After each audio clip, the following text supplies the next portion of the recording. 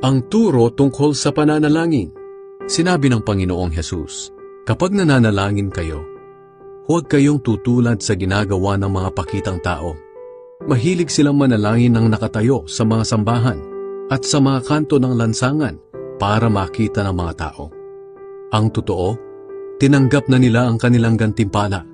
Sa halip, kung mananalangin kayo, pumasok kayo sa inyong kwarto at isara ang pinto, at saka kayo manalangin sa inyong Ama na hindi nakikita.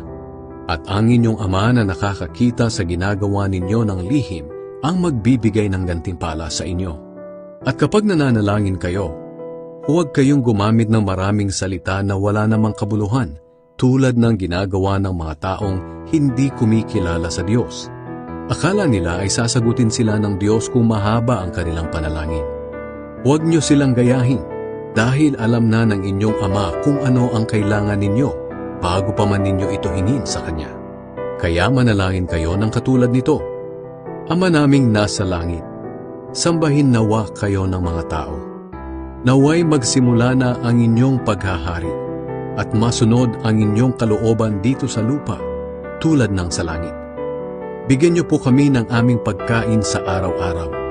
Patawarin niyo kami sa aming mga kasalanan, tulad ng pagpapatawad namin sa mga nagkasala sa amin. At huwag niyo kaming hayaang matukso, kundi iligtas niyo po kami kay Satanas. Sapagkat kayo ang hari, ang makapangyarihan at dakilang Diyos magpakailanman. Kung pinapatawad ninyo ang mga taong nagkasala sa inyo, patatawarin din kayo ng inyong Amang nasa langit.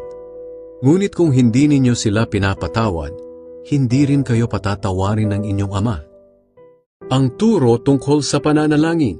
Sinabi ng Panginoong Hesus, kapag nananalangin kayo, huwag kayong tutulad sa ginagawa ng mga pakitang tao. Mahilig silang manalangin ng nakatayo sa mga sambahan at sa mga kanto ng lansangan para makita ng mga tao.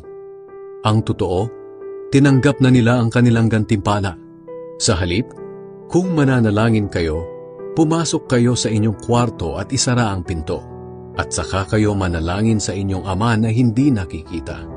At ang inyong Ama na nakakakita sa ginagawa ninyo ng lihim ang magbibigay ng gantimpala sa inyo. At kapag nananalangin kayo, huwag kayong gumamit ng maraming salita na wala namang kabuluhan, tulad ng ginagawa ng mga taong hindi kumikilala sa Diyos. Akala nila ay sasagutin sila ng Diyos kung mahaba ang kanilang panalangin.